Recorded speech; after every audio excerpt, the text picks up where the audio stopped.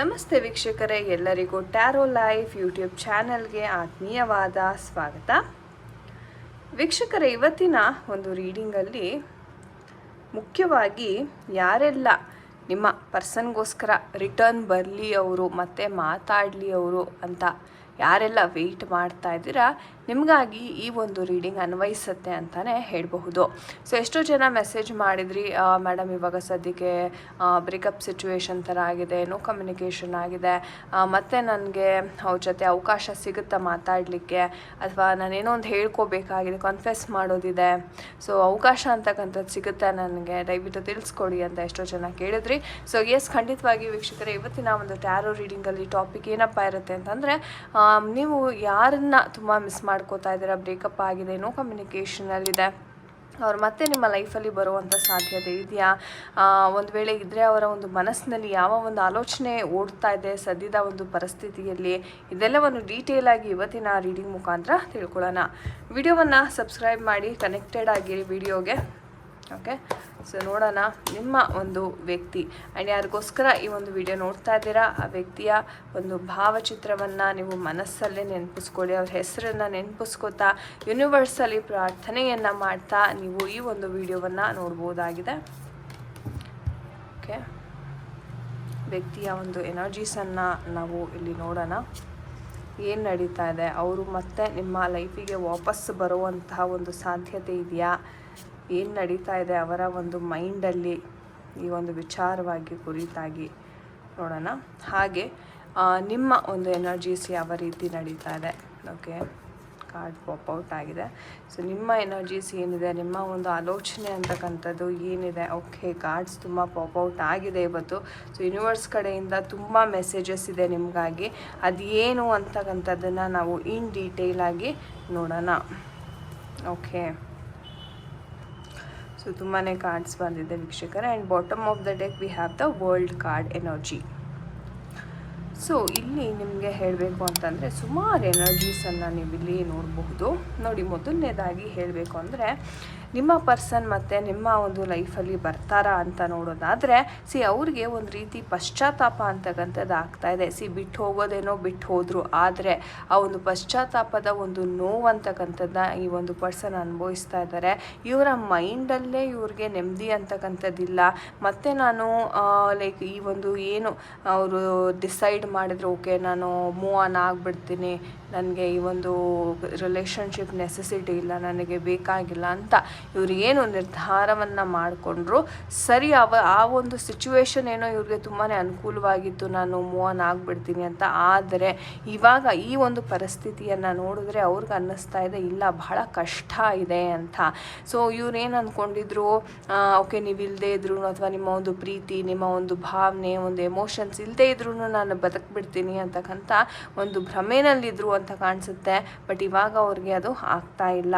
So ಇವ್ರಿಗೆ ಹೆಂಗಂತಂದರೆ ಇವಾಗ ತುಂಬಾ ಒಂದು ಕಂಟ್ರೋಲಲ್ಲಿ ಇವರು ಇದ್ದಾರೆ. ಇವರ ಒಂದು ಎಮೋಷನ್ಸ್ ಅಂತಕ್ಕಂಥದ್ದನ್ನು ಬಹಳ ಕಂಟ್ರೋಲ್ ಮಾಡ್ತಿದ್ದಾರೆ ಅಂತ ಹೇಳ್ಬೋದು. ಆದ್ರೂ ಇವರ ಫ್ಯಾಮಿಲಿ ಅಥವಾ ಫ್ರೆಂಡ್ಸ್ ಈ ನಡುವೆ ನಿಮ್ಮ ಬಗ್ಗೆ ಆಲ್ಮೋಸ್ಟ್ ಯಾವಾಗಲೂ ಈ ಡಿಸ್ಕಷನ್ ಅಂತಕ್ಕಂಥದ್ದು ನಡೀತಾ ಇರುತ್ತೆ ವೀಕ್ಷಕರೇ. ಇವರ ಒಂದು ಮ್ಯಾರೇಜ್ಗೆ ರಿಲೇಟೆಡ್ ಆಗಿರ್ತಕ್ಕಂಥ ಒಂದು ಡಿಸ್ಕಷನ್ ಇರ್ಬೋದು, ನಿಮ್ಮ ವಿಚಾರವಾಗಿ ಒಂದು ಡಿಸಿಷನ್ ಅಂತಕ್ಕಂಥದ್ದು, ಡಿಸ್ಕಷನ್ ಅಂತಕ್ಕಂಥದ್ದು ತೊಗೊಳಕ್ಕೆ ಇವರು ತುಂಬಾ ಮಾತುಕತೆ ಅಂತಕ್ಕಂಥದ್ದು ಇಲ್ಲಿ ನಡೀತಾ ಇದೆ ಫ್ಯಾಮಿಲಿನಲ್ಲಿ ಅಂತ ಹೇಳಬಹುದು. ಸೊ ನಿಮ್ಮ ವ್ಯಕ್ತಿ ಆ್ಯಕ್ಚುಲಿ ಹೇಳಬೇಕು ಅಂತಲೇ ಮೂವ್ ಆನ್ ಆಗೋದಕ್ಕೆ ಇವರು ಇನ್ನೂ ರೆಡಿ ಆಗಿಲ್ಲ.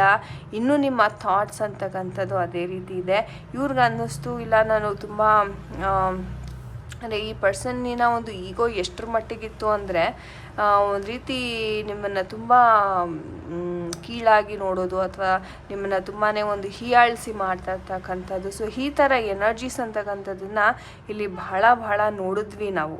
ಆದರೆ ಇವಾಗ ಅನ್ನಿಸ್ತಾ ಇದೆ ಅವ್ರಿಗೆ ಉದಾಸೀನ ಆಗ್ತಾಯಿದೆ, ಲೈಫಲ್ಲಿ ತುಂಬಾ ಕನ್ಫ್ಯೂಷನ್ಸ್ ಅಂತಕ್ಕಂಥದ್ದು ಕ್ರಿಯೇಟ್ ಆಗಿದೆ. ಇವಾಗ ನಾನು ಯಾವ ದಾರಿನಲ್ಲಿ ಹೋಗಬೇಕು ಅಂತಲೇ ಗೊತ್ತಾಗ್ತಾ ಇಲ್ಲ.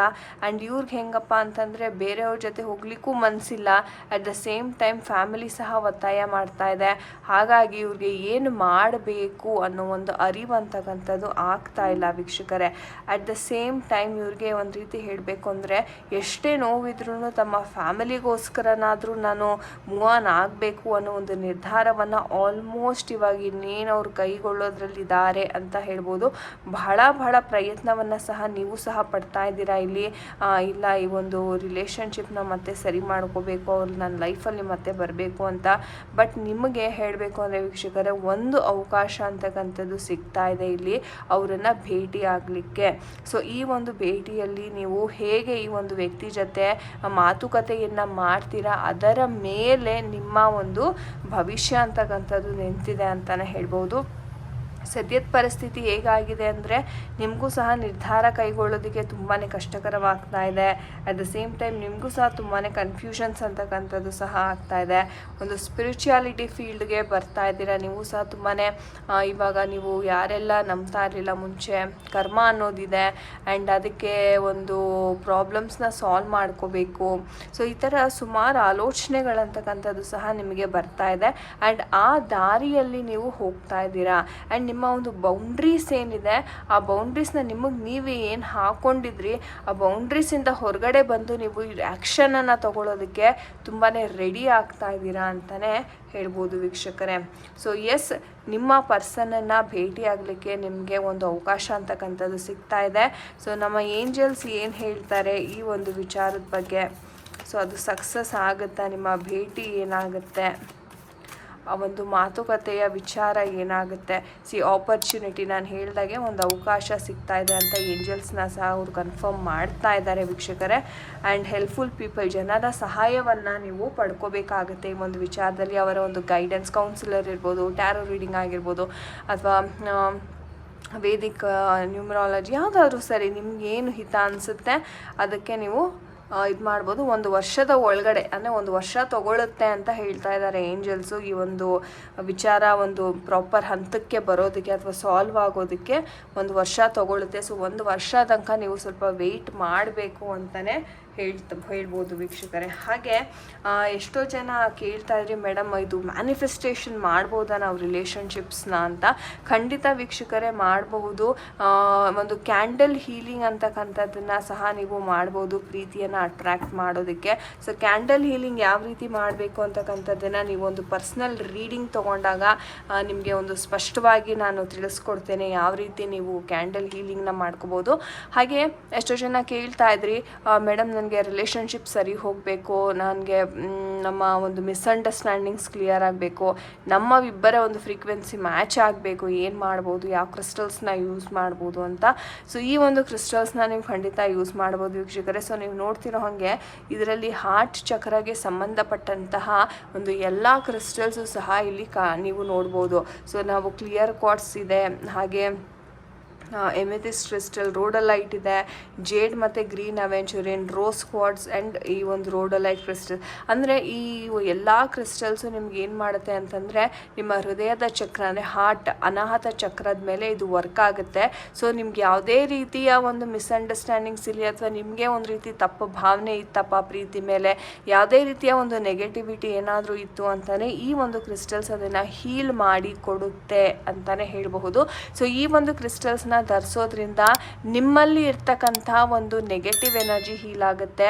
ಸೊ ನಿಮಗೆ ಒಂದು ಪಾಸಿಟಿವ್ ಎನರ್ಜಿ ಅಟ್ರಾಕ್ಟ್ ಆದಾಗ ನೀವು ಸಹ ಬೇಗ ನಿಮ್ಗೆ ಏನು ಬೇಕು ಅದನ್ನು ನೀವು ಅಟ್ರಾಕ್ಟ್ ಮಾಡ್ಕೋಬೋದು. ಸೊ ಆ ರೀತಿ ಈ ಒಂದು ಕ್ರಿಸ್ಟಲ್ಸ್ ವರ್ಕ್ ಆಗುತ್ತೆ.